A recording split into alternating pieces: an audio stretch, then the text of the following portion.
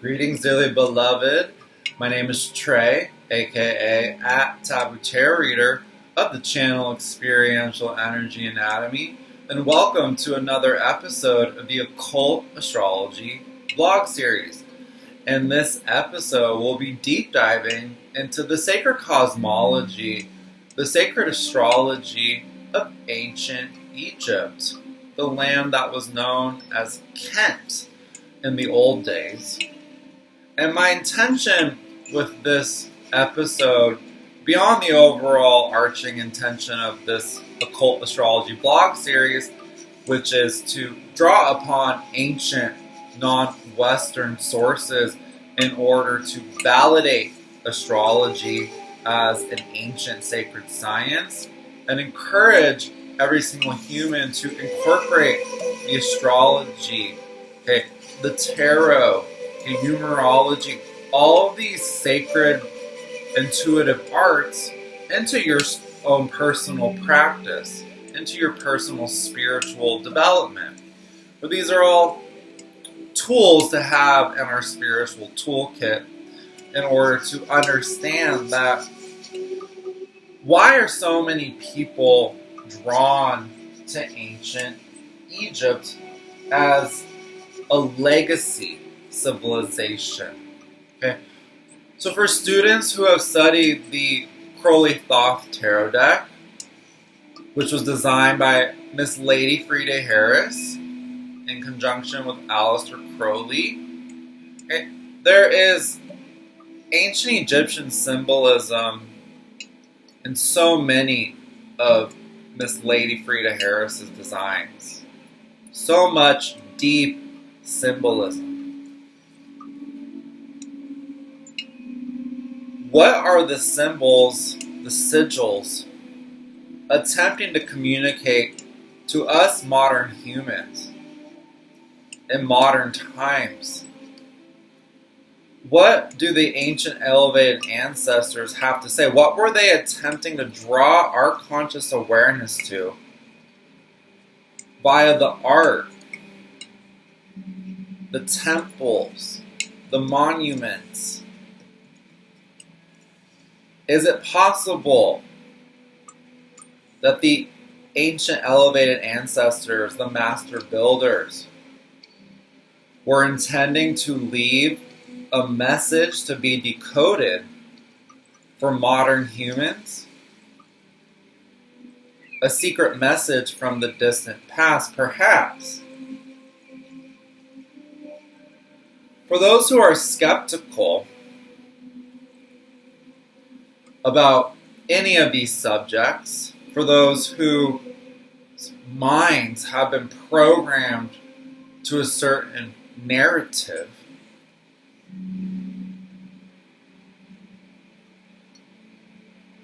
the study of astrology there's nothing new age about astrology. And in particular, in today's Occult Astrology episode, we'll be deep diving into the mystery of the Temple of Hathor in Dendera, Egypt, which features not one, but two zodiacs, which are discussing the precession of the equinox, knowledge of precession, which Plato called the Great Year, a 24,000 roughly year cycle. And this is something that is being documented in the images on the walls in Dendera at the Hathor Temple. So again, for those who are skeptical about this information, those people have no respect for ancient cultures, for non-European civilizations, what they could have known. Those people who ask questions like, do you really believe in astrology? Do you really believe in all that New Age crap? Those people, again, don't understand so much, yet in the context of astrology,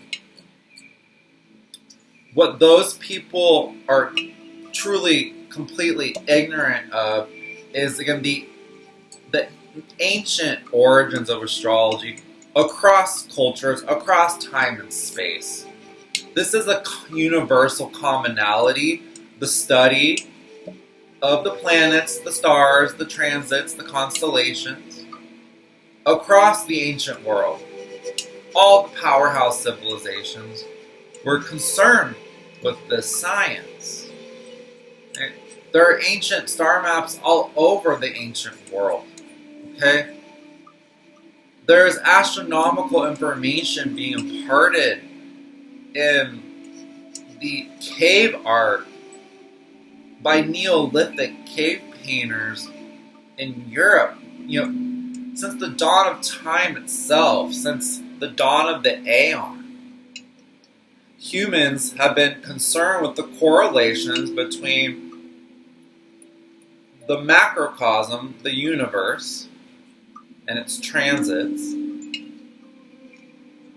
to the microcosm here on Earth. So my main intention in today's episode is not only to validate the study of astrology, but attempt as well to propose a little brain candy, some food for thought for the collective, about the nature of symbolic language. We're going to deep dive into the art and approaching this as an act of meditation. When you are sitting with and observing, witnessing ancient sacred art that's full of sacred ancient symbols, we must approach it as an act of meditation in order to calm the mind and clear the mind of any preconceived notions and really bypass the conscious filter of perception and access the subconscious, the intuitive filter of perception. Because the sigils, the symbols are attempting to trigger the subconscious mind, the subconscious memory. And so if you go into any sacred ancient space, as so many people do, with no reverence, with no respect, with no understanding of its antiquity and sacredness, with no framework to understand what you're looking at, those people are just going to project their conscious reality, their conscious worldview onto the ancient art, onto the symbols, and they're not going to download the information that's intended to be imparted. It's so obvious when you visit sacred sites that the majority of humans are completely blocked when it comes to how to optimally visit a sacred ancient site, to convene with the energies there, to leave your ego at the door and understand your higher self is stepping in when you enter the temple. Point being, again, our conscious mind, people who have no imagination, right, and claim that we know everything that a hieroglyph represents. We know what the symbol is. We know what happened and when exactly it happened in the ancient past when we weren't there personally. Those people who say we know everything already about ancient Egypt, those are the people who are stuck in their own worldview. They're stuck in their own conscious ego. And they're not accessing the subconscious, and they're not going to understand the symbolism. There's no way that a person who attempts to translate a symbol into English is going to understand, that symbol in an intuitive way, right? Because again, the artwork is attempting to trigger within you a deep inner knowing. It's attempting to communicate to the soul really. And that's why so many people who, why Egypt? Why ancient Egypt? Okay? Why are so many people in our culture drawn to ancient Egypt? Why do so many people who visit ancient Egypt feel like I've been here before? Why do so many people have this clearly there's a collective subconscious fascination in our culture with ancient Egypt and the symbolism, what it represents. Okay, that is clear as day to anyone who studies these subjects.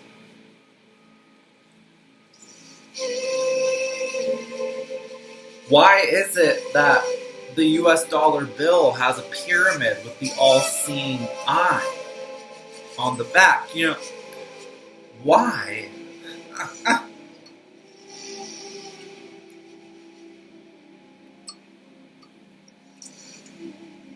John Anthony West, in his work, Ancient Symbolist Egypt, really he really, in all of his life's work, John Anthony West was most famous for redating the Sphinx with Dr. Dr. Robert Shaw. But he did a lot of work as well about the symbolism, the artwork of ancient Egypt. That it was a legacy civilization that inherited a wisdom system that comes from what the ancient Egyptians called Zep Tepi the first time, the pre-Diluvian matriarchal era of Egypt that predates the pharaonic civilization as we understand it and associate with Egypt. Okay. The Temple of Hathor Dendera is pre-Diluvian, and there's so much evidence for that. Okay. And we're really going to be diving deep today into a variety of researchers' work who, in my humble opinion, are doing the legitimate research work, like Dr. John Anthony West, rest in peace. But in Symbolist Egypt, West did such a beautiful job at helping us to understand there's so much that we do not know consciously. There's so much information in the subconscious that is just waiting to be discovered when you are attempting to interpret the art. You're attempting to interpret the information on the walls, especially at the Temple of Hathor and Dendera. There are symbols all over Dendera. All over. Beautiful artwork, too. But it's not just pretty pictures. As West said, these symbols, just like the temples that were built with sacred geometry, that were built with the golden ratio, the whole experience of entering that sacred space and witnessing, observing the art, what it's attempting to do is create an altered state of consciousness. And in this altered state of consciousness, that's not the day-to-day waking consciousness, that is when we truly can download the meaning and information that's intended to be imparted by the ancient elevated ancestors to us in modern times. So, again, I'm just prefacing this deep dive with this information by saying you have to approach this information I'll be presenting today not only with an open mind, not only with beginner's mind, but approaching it as an act of meditation to cultivate an altered state of consciousness. Okay. Graham Hancock, was featured on, I believe, an episode of Gaia's Ancient Civilizations, an episode they did about the Temple of Hathor at Dendera.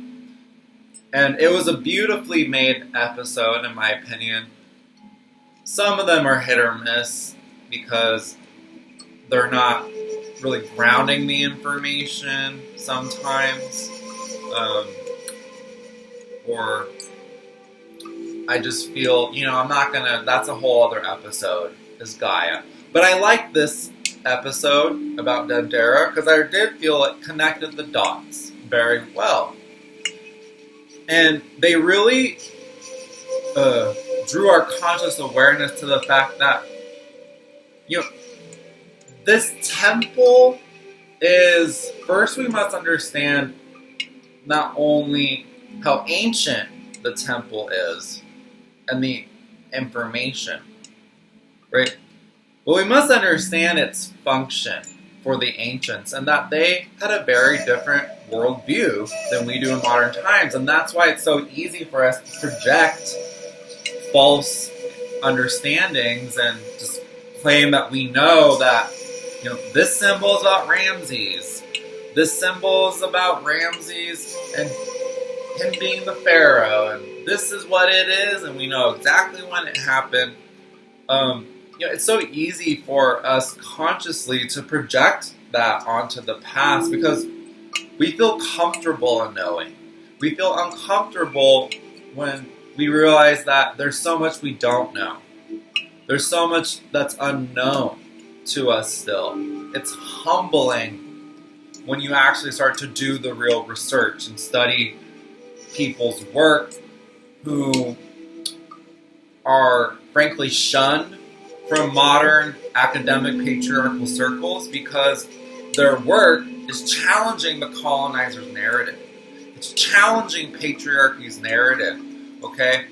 And we must look at the same thing in a different way in order to somehow decode the mystery. Because it is a mystery, what we're discussing today.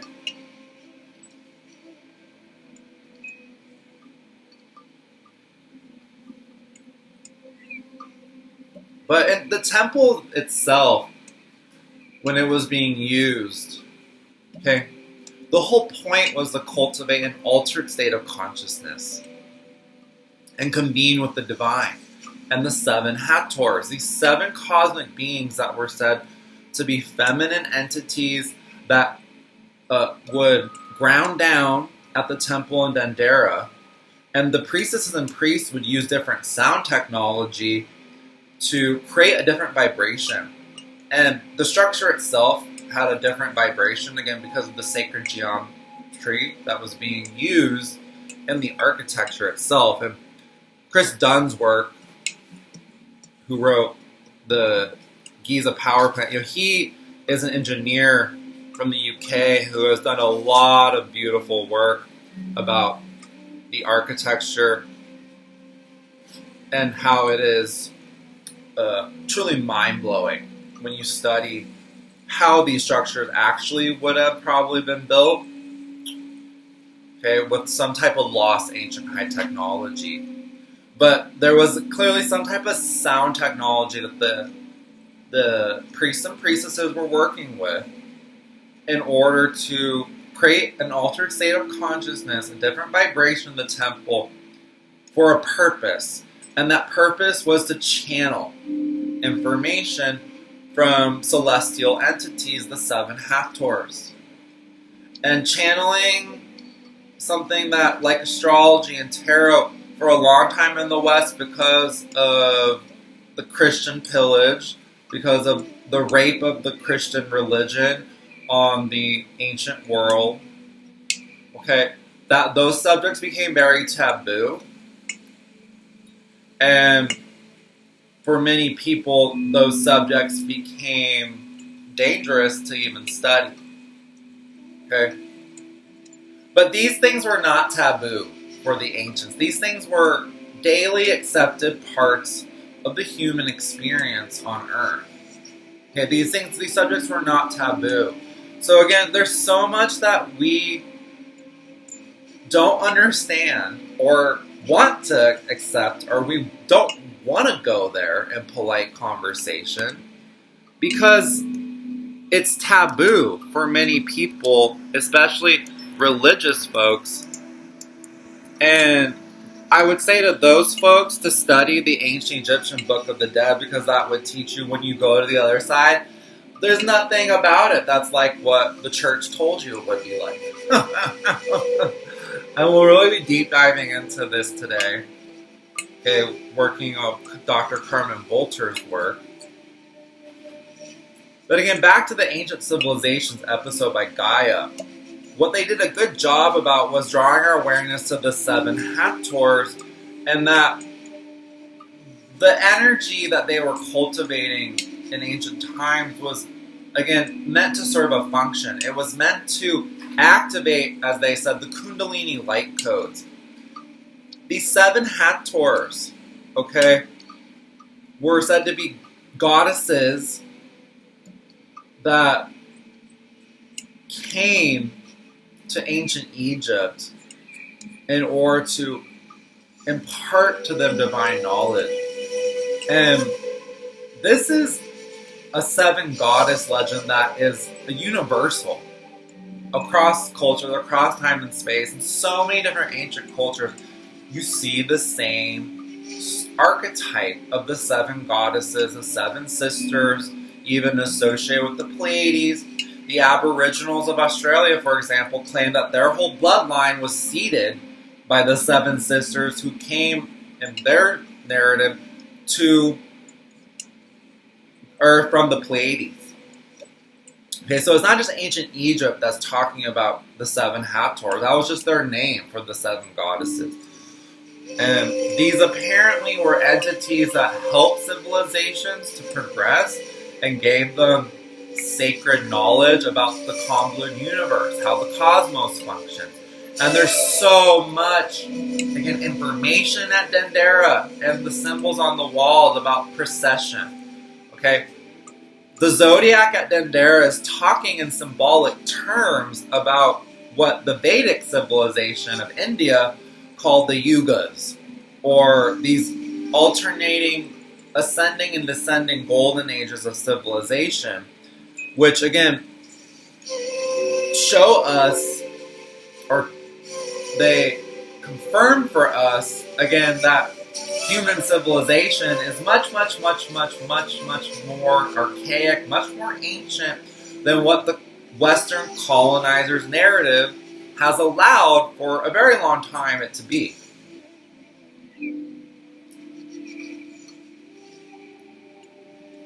But for the skeptical, the 7 Hathors connection to the Temple of Dendera is not just something that's mythological or esoteric. The Temple of Hathor is aligned to the Ursa Major constellation, the Big Bear, the Mother Bear constellation. Like so many ancient sacred sites in Egypt, okay, they're aligned to different constellations. Giza, the 3 main periods aligned to Orion's belt and constellation. Okay, Sirius is very important on the Giza Plateau as an alignment. Okay, Robert Bauval's work about, he revolutionized archaeology by introducing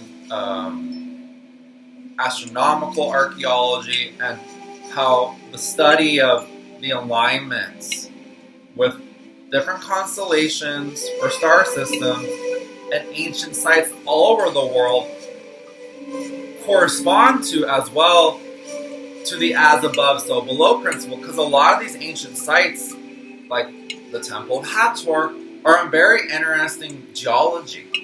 They are often at sites where ley lines cross, or the daily electromagnetic telluric currents of the Earth. Right, there's different points where those currents cross. Okay, and that creates a certain magnified energetic effect, and you see so many ancient sites that are, aligned to this as above, so below principle. So they really, in one level, were portals, again, to create an altered vibration, to get altered, and somehow convene with celestial beings, celestial entities. So this again gets, like, what is the spiritual significance of all this? This gets into cross-pollination theory and origins theories of star seeds. And, that's a whole other video, a whole other episode. Okay? But what I wanted to today, again, really discuss is the Temple of Dendera. And Dr. Carmen Bolter's work, in addition to her colleague, Svetlana Pavlova. Rest in peace, Dr. Carmen Bolter. She recently passed. Rest in peace. She is on the other side. But her work was not done in vain. Her work is made famous by the Pyramid Code. It clearly resonated with the world and redefined our understanding of the pyramids and pyramid energy. But she did a lot of work, Dr. Carmen Bolter, of photographing the zodiac on the ceiling of the Temple of Dendera, which is 40 feet high. Okay, and on this 40-foot high ceiling, there is this gorgeous Dendera Zodiac. And Carmen Bolter, she did a couple of presentations, which you can watch, really diving deep into Dendera, okay, and the Temple of Hathor. But I'm going to synthesize this information and connect the dots with other people's research and walk us through, okay, and why this site is so important to study if you're concerned with occult astrology. And stay tuned. At the end of this video, we'll further deep dive into how to apply this information to the actual personal study of your birth chart. Okay, for those who are like, yeah, this is all really cool information, this is really igniting my third eye, it's activating that curiosity and know, but how is this practical information? And stay tuned.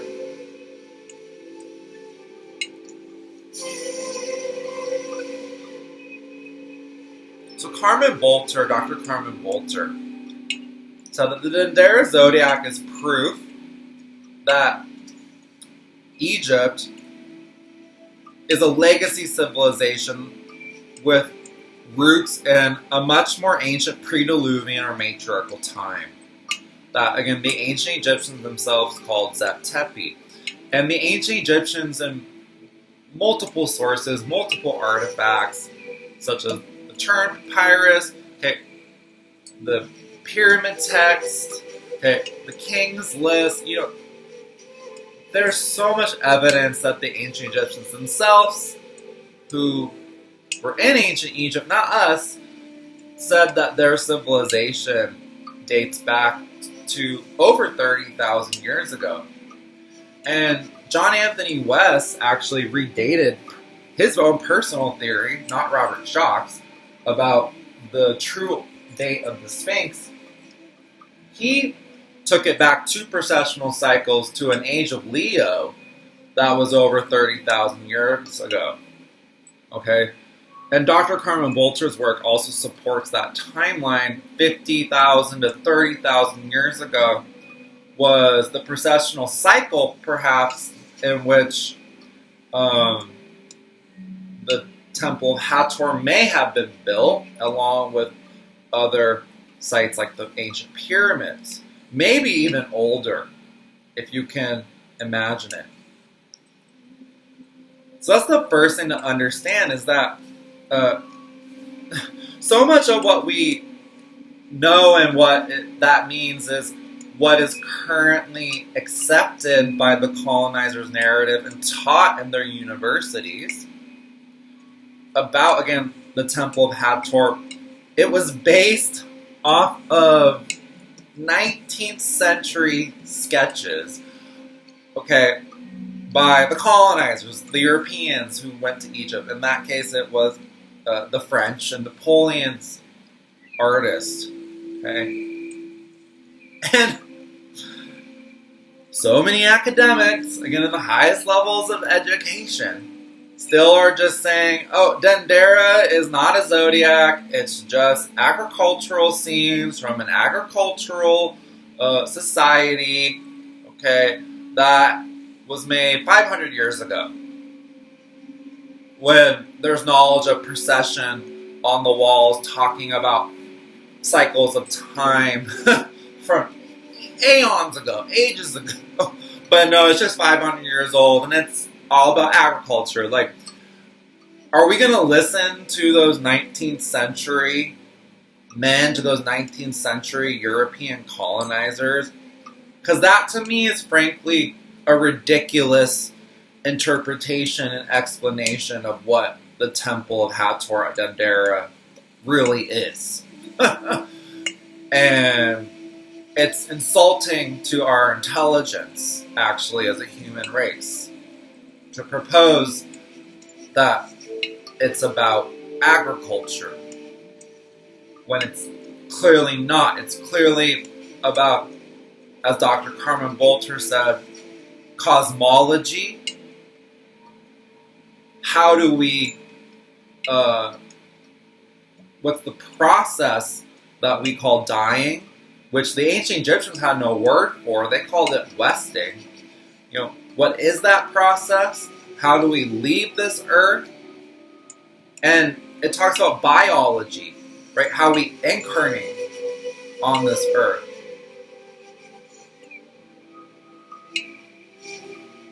So, Dr. Carmen Bolter said that's the first thing to understand about Dendera, is that the framework through which we interpreted this ancient sacred site was just so misunderstood. It was most likely a misdirection, attempting to keep us ignorant of its true significance. And again, Dr. Carmen Bolter said that if you're really going to study this material, the first two things to understand about ancient matriarchal cultures that built these temples potentially is that they were concerned most with cosmology, what happens when we leave here, and biology. How do we get here and what is life all about?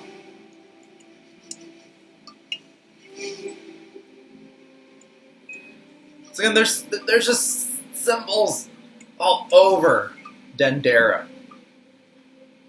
Astrological information. These archetypes of the zodiac are being represented. But as Dr. Carmen Bolter said, the main zodiac on the ceiling, and keep in mind there's a second zodiac of the ram as well, that's etched in stone. But the main zodiac at Dendera and the Temple of Hathor on the ceiling, as she said, it's not just a zodiac as we understand a zodiac to be, like a calendar of the 12 different archetypes or zodiac signs. Okay. Dr. Carmen Bolter made a friendship with a Russian physicist named Svetlana Pavlova.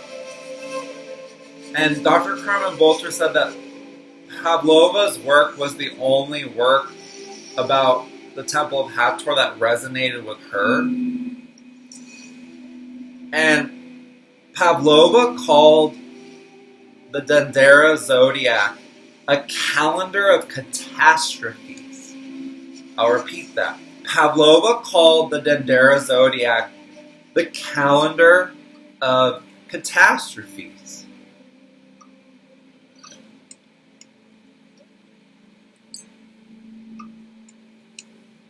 So what does this mean?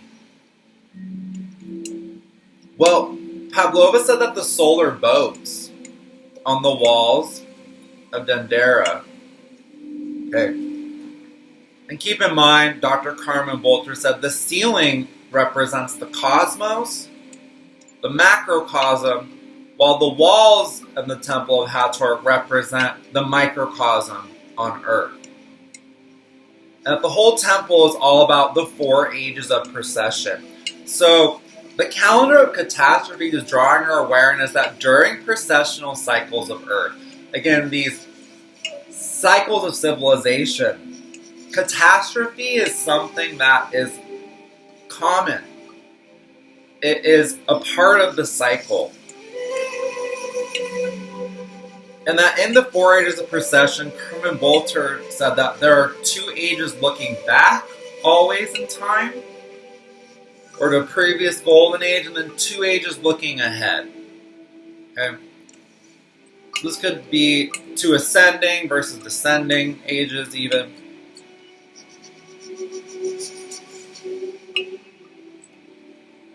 And in Dendera, again, the solar boats represent different astrological decans or measurements of time in the 4 ages of precession.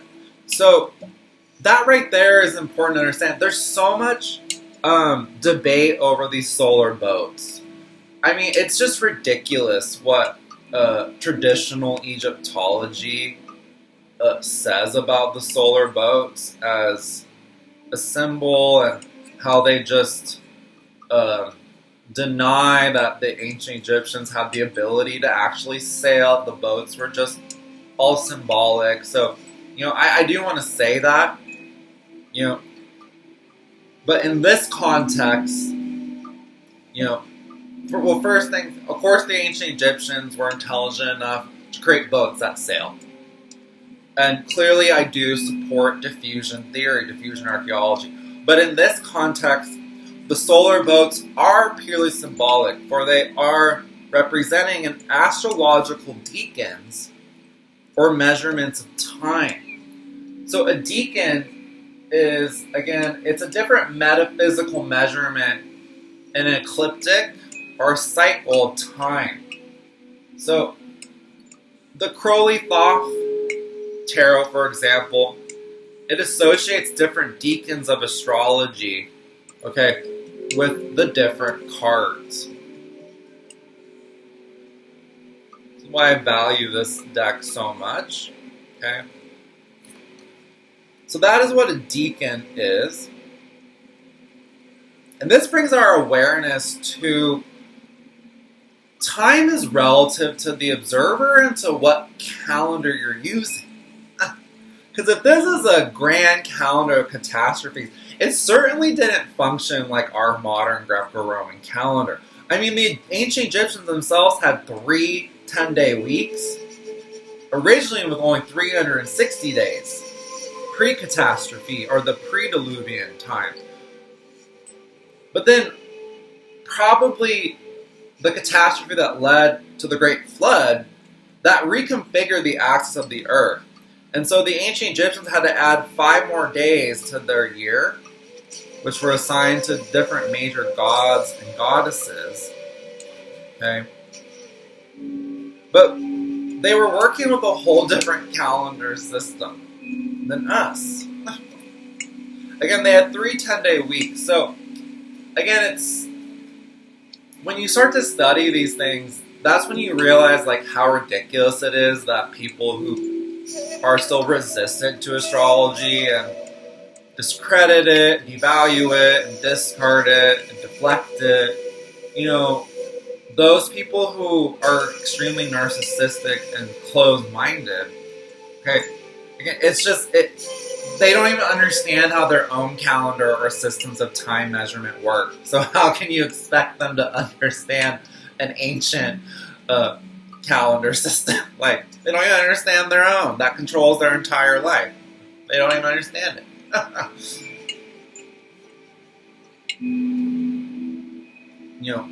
Ignorance truly is bliss, people. But back to what Dr. Carmen Bolter said. Okay? And there's just so much that we don't know about the ancient past, and therefore we must stop projecting on, especially to the symbolism, to the artwork, okay? And understand that, maybe the symbolism, right, is multidimensional, even. There's not just one interpretation or one meaning.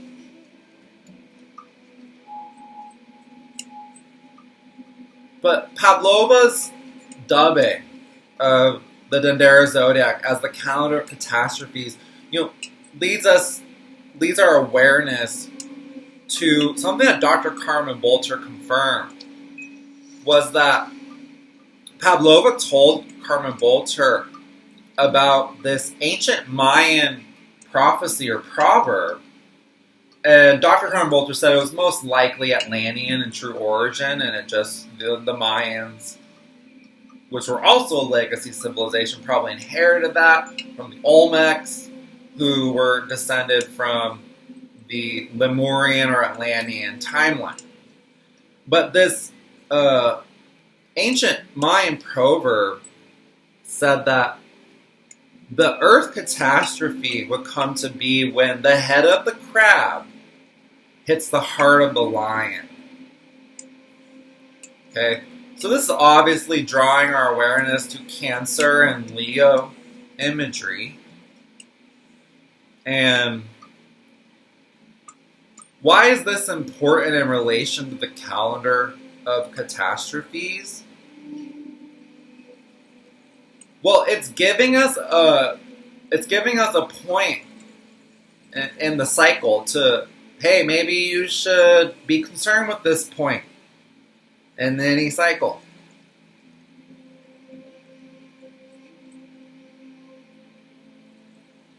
The Sphinx at Giza is a clear marker of an age of Leo from a different precessional cycle.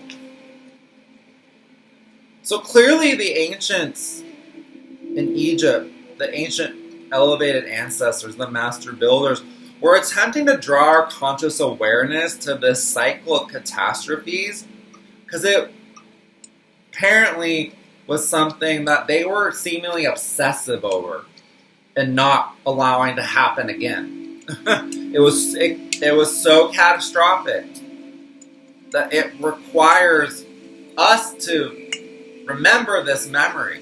Remember that this happened on the earth, because it changed the axis of the earth.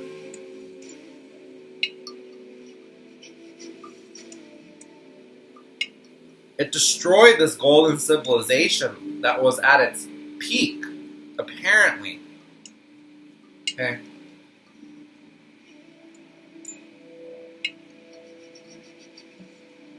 But let's dive deeper now into the actual symbolism, right?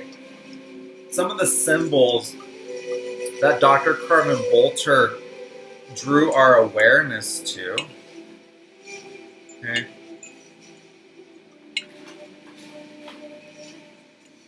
So, in Dendera, there's so much symbolism, okay? Especially related to, just give me 1 second here. Trying on a new camera today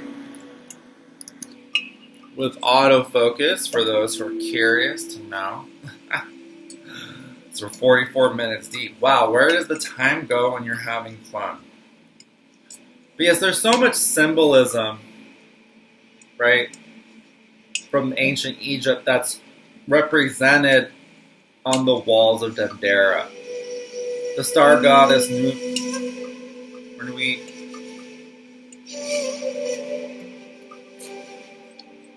the symbol of the sacred lotus flower, the blue lotus, a high vibrational psychedelic plant that the ancient Egyptians definitely mixed with wine and potentially as well opium seeds. And and consumed in their ceremonies in the temples to cultivate an altered state of consciousness. They also allegedly mixed it with hemp, marijuana, the blue lotus. But this was also a symbol of the sacred feminine, the lotus. Okay, the vulture or the bird is also a symbol of the sacred feminine. Okay, and the sacred masculine was symbolized as the serpent. Okay, but why is the bird, again, for the sacred feminine, again, which is these 7 Hathors in the Temple of Dendera? This is feminine conscience. This is matriarchal wisdom. Why are these feminine beings, often represented, especially Isis, as a bird or the winged disc? Well, a bird can both walk on the ground and fly in the air. So this is symbolizing to us that we are souls having a human experience. We are not human beings having a spiritual experience.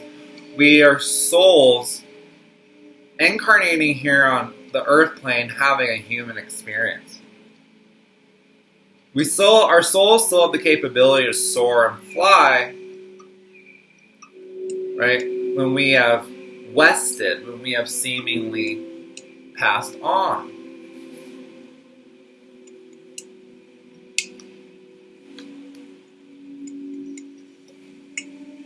And there's so much symbolism here. Okay? And the scales as well.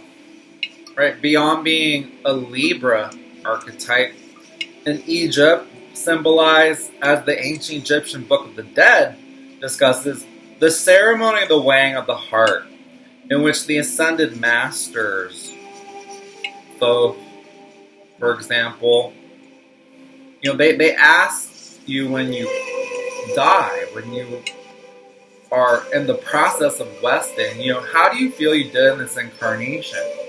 There's no judgment in the weighing of the heart. They simply weigh your heart against the feather of truth. And if your heart was heavy with misdeeds and unconsciousness, ignorance, darkness, then they didn't want you on the other side. In the words of Dr. Carmen Bolter, you had to go back to lower astrals. Only if you were light of heart were you allowed to ascend into the kingdom. And therefore the scales represent a deep knowledge about, again, the whole process behind the transmigration of the soul, of reincarnation. Okay? And the weighing of the scales, it was attempting to help the people, the populace, to live in more alignment with spirit, to live with this more spiritual awareness, to prepare for the great journey after this incarnation. This information was attempted not to scare the people into behaving, but to empower them, really. It's a totally different approach to spirituality here. And we must have a totally different approach when, again, studying these subjects. Because there's so much that clouds our understanding. For example, the very words, okay, Amen, that so many people say unconsciously in certain religious traditions.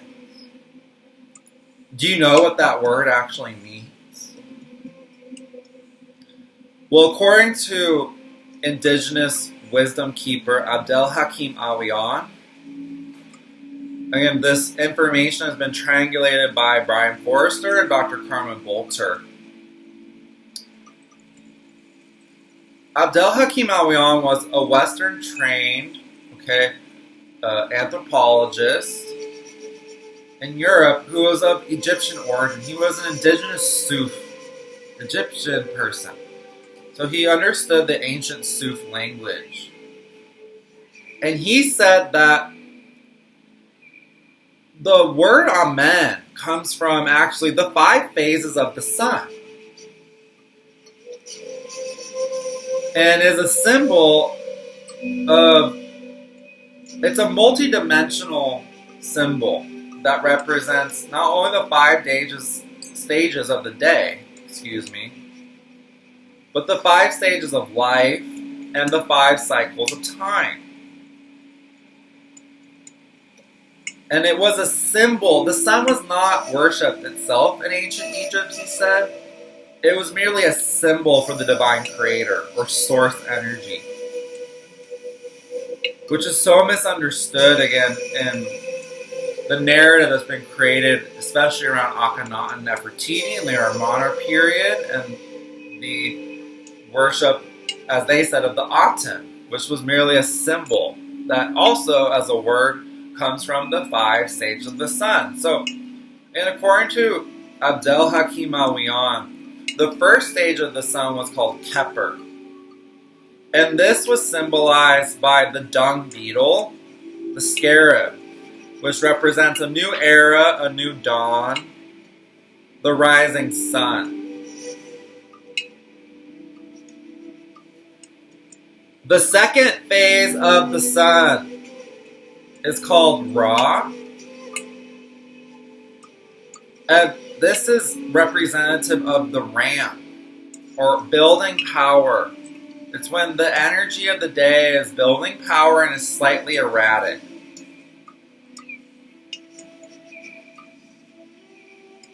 The third phase of the sun was called Un, or noon. It's where we get our word noon from, actually. And this represents the energy of the day when it's maturing. Okay. The fourth phase, Aten, was when the sun was at its brightest. It represents full enlightenment, a fully enlightened energy, the Aten.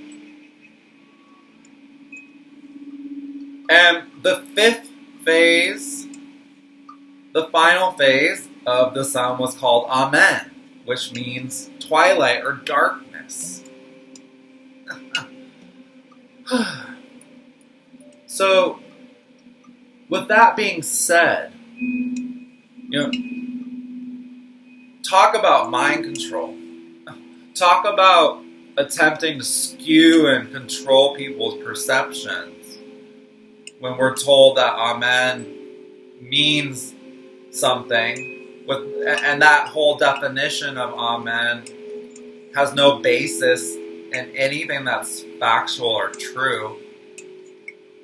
And the fact that when you actually study the indigenous Suf wisdom system and you learn this, that control to not be conscious of this information, that's an agenda that runs really deep, clearly, when you learn the true meaning of Amen. So I personally say Aten to the Aten.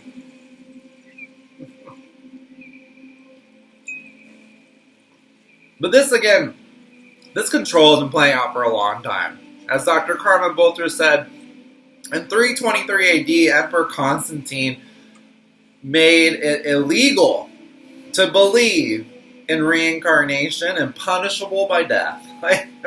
Talk about ironic. Isn't it ironic?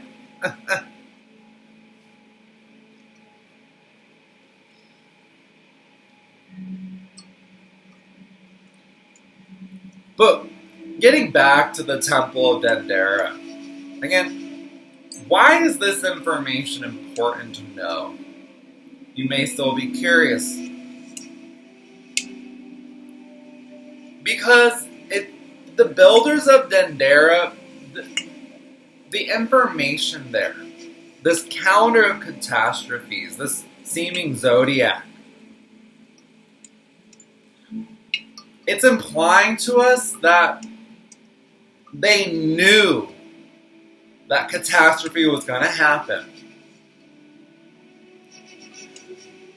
So perhaps if they knew, the ancient elevated ancestors, the master builders, that humanity would descend into density, and the Kali Yuga, the Iron Age, the Age of Darkness, when we would lose our connection to true spirituality, when everyone would be controlled and kept separated by war and conflict and insanity. If they knew that humans were going to descend, the question of all questions that Dr. Carmen Bolter proposes is, what would they leave behind in order to trigger our subconscious memories? What would they leave behind us? Well, what they left behind us, again, were the symbols, were the structures themselves. Right? It's in plain sight. That all that information, it's hidden in plain sight. We just, again, haven't been given the tools to decode what's hidden in plain sight. And we're approaching it from our paradigm, which no longer serves us. And so, if we're going to, again, understand the symbols and the archetypal language that is attempting to reactivate or trigger our subconscious memories, okay, how do we go about reawakening this ability that all of us as human beings have? How do we reawaken those light codes, reactivate our DNA? Okay, like, how is this information actually useful to you? Well, just like a combination of different tarot cards, okay, if we're looking at James Ernest Brown's work about hieroglyphics, okay, he said that, and Dr. Carmen Bolter featured him in the Pyramid Code, that the ancients weren't waiting around for modern languages to be invented, and their languages don't function the way our languages work. Okay,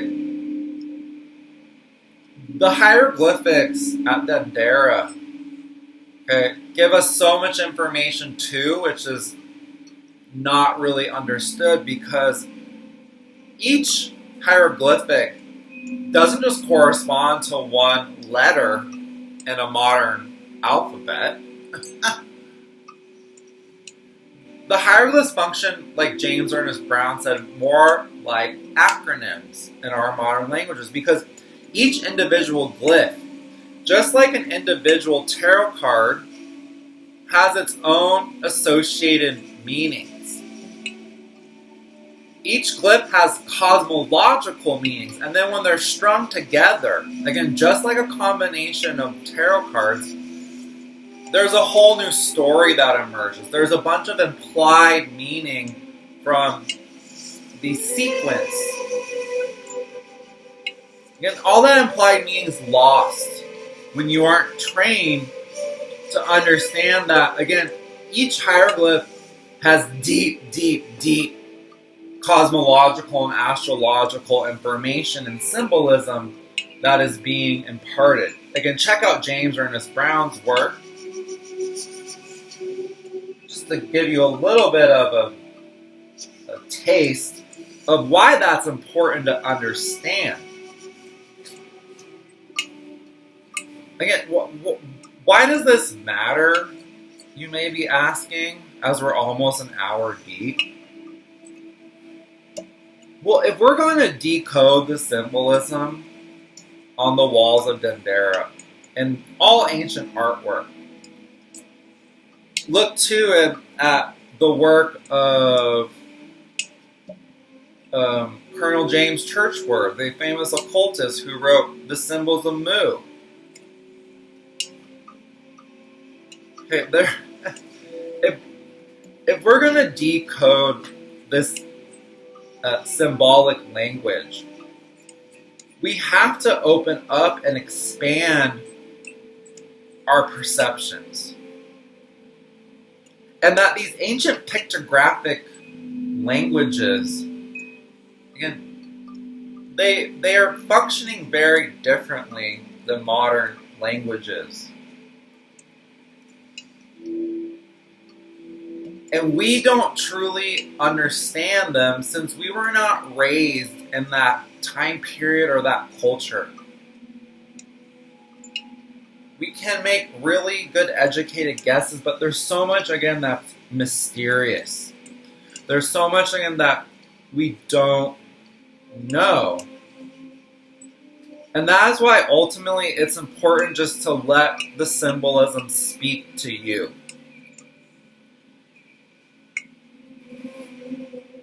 To allow the sigil, the symbol, to do its work. Just allow it to activate within your soul, your consciousness, those ancient genetic codes.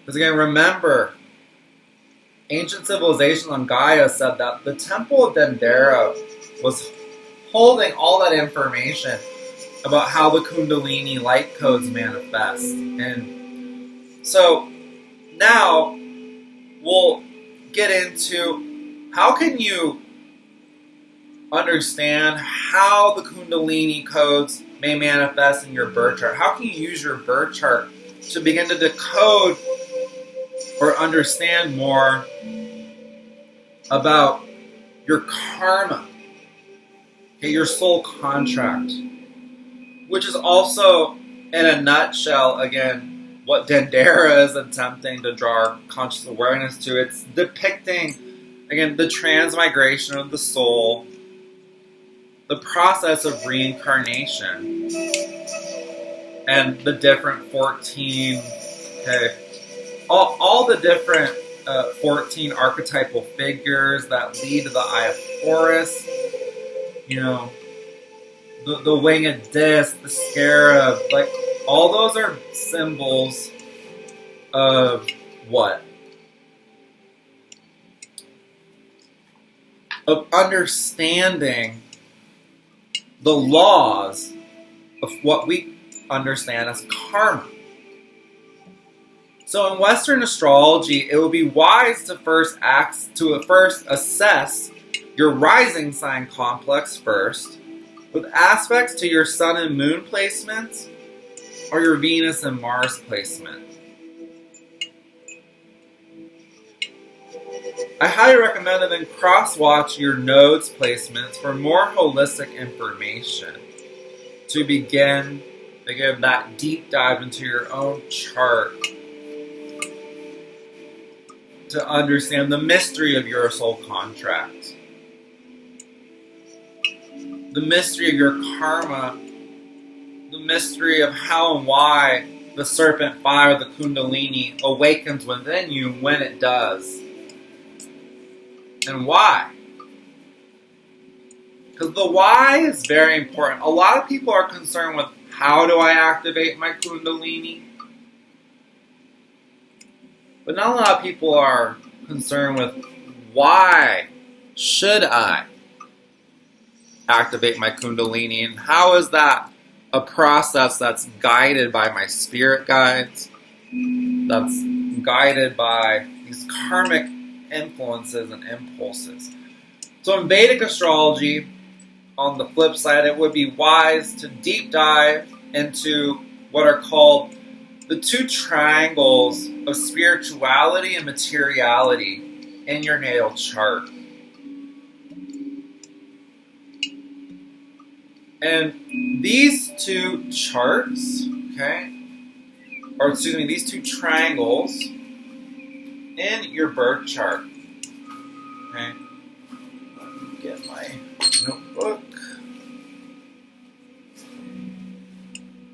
may provide deeper insights in how the Kundalini codes may manifest, or what is the current evolutionary impulse or pattern being invoked in your current incarnation. And the triangle of spirituality corresponds to what is known as the pyramid of fire in your birth chart.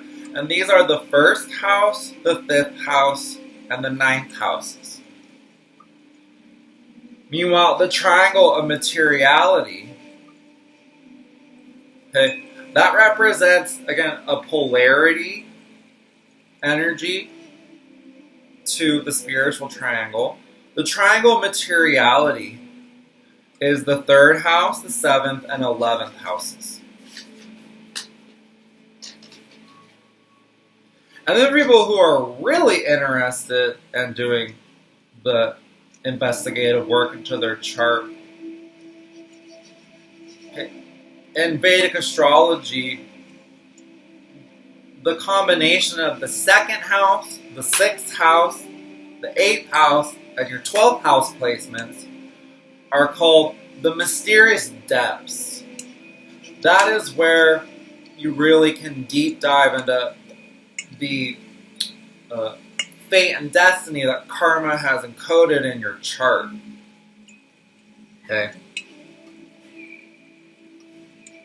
Because that is what I ultimately walked away from when studying all this information personally,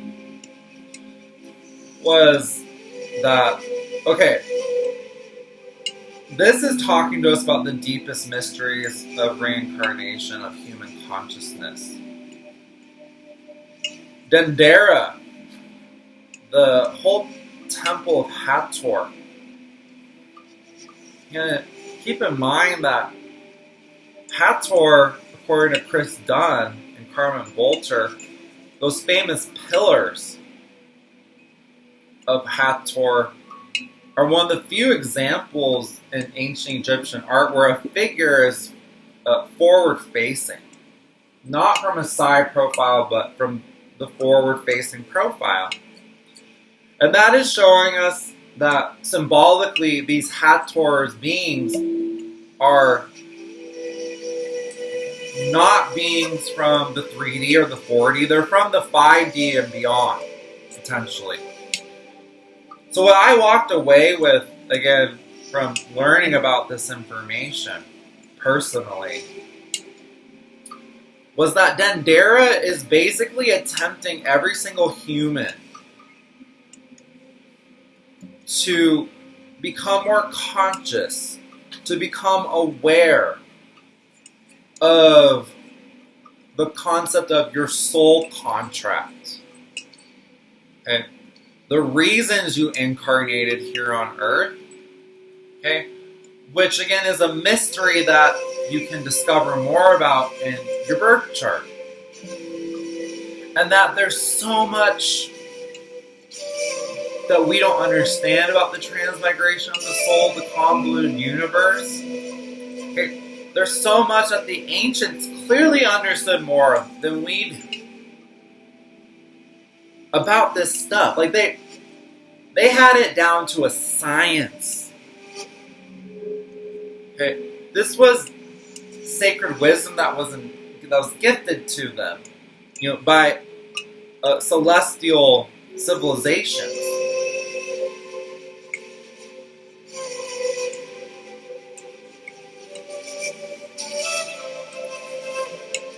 That self-understanding, that's the key to unlocking the secrets of the universe.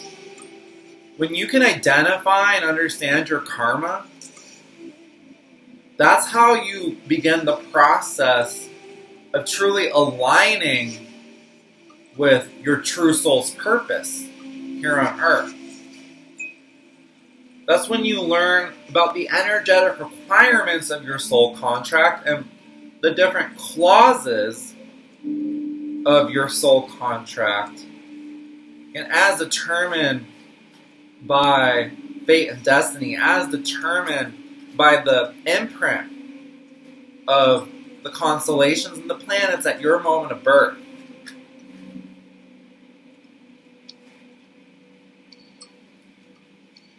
The ancient Egyptian wisdom system ultimately teaches us that astrology as a science is really the study of everything. It's the study of interconnectivity. It's the study of how everything is interconnected. In addition, again, to the study of precession. Okay? That's perhaps one word I hope that viewers who attuned or tuned in today to this episode will walk away with, is that the knowledge of precession, which is being represented in the temple of Hathor and Dendera, that is connected to a tradition, a wisdom system that is so ancient. By some miracle, we still have access to this wisdom system. I hope that you can walk away with that feeling again of deep respect and reverence for the ancient elevated ancestors and feel that humility and understand, okay, if our current civilization is an offshoot, an extension of this civilization, if the pyramid is with an all-seeing eye is on the US dollar bill, right? How can we claim that this civilization is important to us, ancient Egypt, yet not give their worldview any respect, yet just label it myth, fantasy, and toss into the intellectual trash bin? Like, that's not respect. Oof.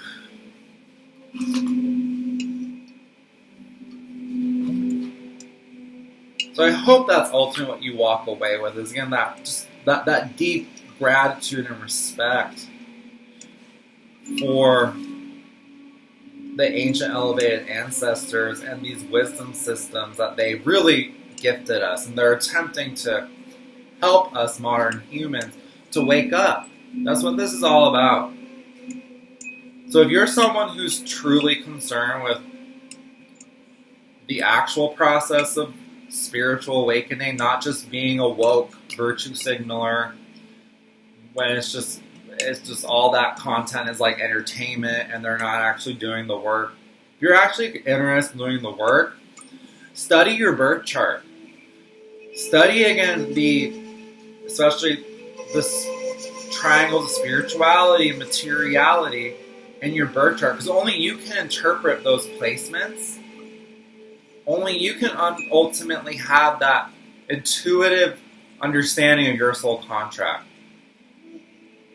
I, of course, as a tarot reader, astrologer, a spiritual advisor, can do a reading with you, a spiritual path reading, to help you get more information by asking the cards and helping you to dissect your birth chart. Of course, I'm always here to help people who are interested in doing that work and maybe getting a tarot readings package and doing a few readings and really deep diving.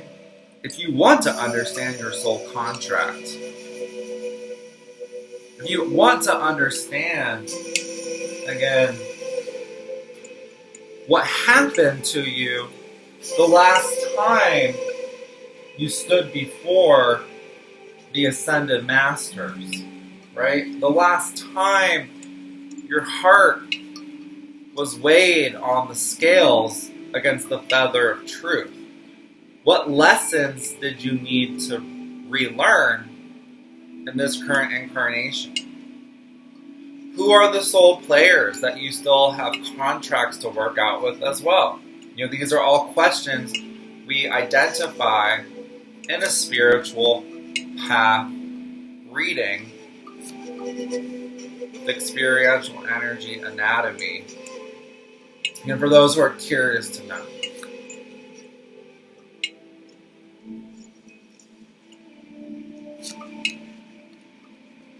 $30 for 30 minutes is the starting point for any personal tarot reading with experiential energy anatomy. New patrons who subscribe to this channel's Patreon page, in addition to all the members-only content, will receive a personal, free 15-minute tarot reading from yours truly as a sign of my gratitude. Okay. But given different membership tiers that have different options, some of the tiers, have past life readings, for example, in which we also really attempt to dive deep into not only the karma surrounding this current incarnation, the North Node, but also what karma was accumulated in past life incarnations and how is that karma playing out. Your South Node, Rahu and Ketu in Vedic astrology. And so I'm truly fascinated by this type of work and this approach to analyzing the birth chart and identifying, again,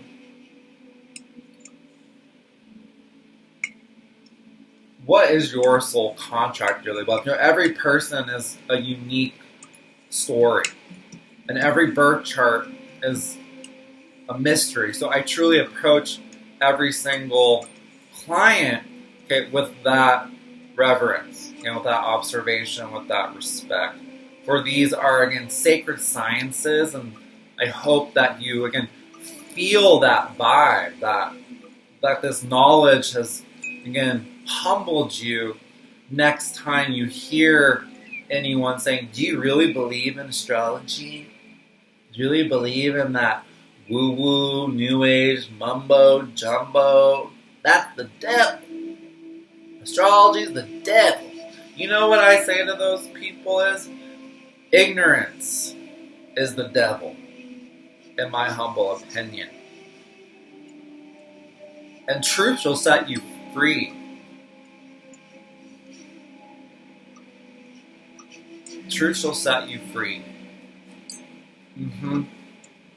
And they cannot hide the temple of Dendera. They cannot hide the truth that's being depicted on the walls in the temple of Hathor Dendera. They can try to misdirect us and make us not care and to give us a false narrative, to misinterpret that information, but it's hidden in plain sight, people. And all this research you can look into yourself, and do, again, that self-study. It's all out there in the public domain. Okay, dearly beloved, that has been this edition of the Occult Astrology vlog series. Truly hope that this episode resonates with you, and if you tuned all the way to the end, thank you so much for tuning in today and trying a new camera, a new format, a new setup, and your presence is truly appreciated here, as is every single comment, like, share, subscribe, and donation to this channel in order to help us grow organically and get this information up to more people in need to know. And keep in mind as well that if you enjoyed this episode, check out the other episodes in the Occult Astrology blog series. Venus as a Boy, deep diving into the Vedic and Mayan astrology surrounding the planet Venus. The episode Elon Mars, deep diving into Mars retrograde cycle and relation to the occult and Vedic astrology about Mars as a planetary archetype. And also check out, if you're interested specifically in Vedic astrology, the 10 golden rules of Vedic astrology in that episode. Okay? Deep diving into that sacred wisdom system, which can have so much resonance with the Egyptian system. All this being offered to the collective coven. Again, thank you so much. My name again is Trey, aka @Taboo Tarot Reader. This channel is Experiential Energy Anatomy. And I'm truly wishing every single initiate out there good luck in decoding your soul contract, your fate, your destiny. Toodaloo.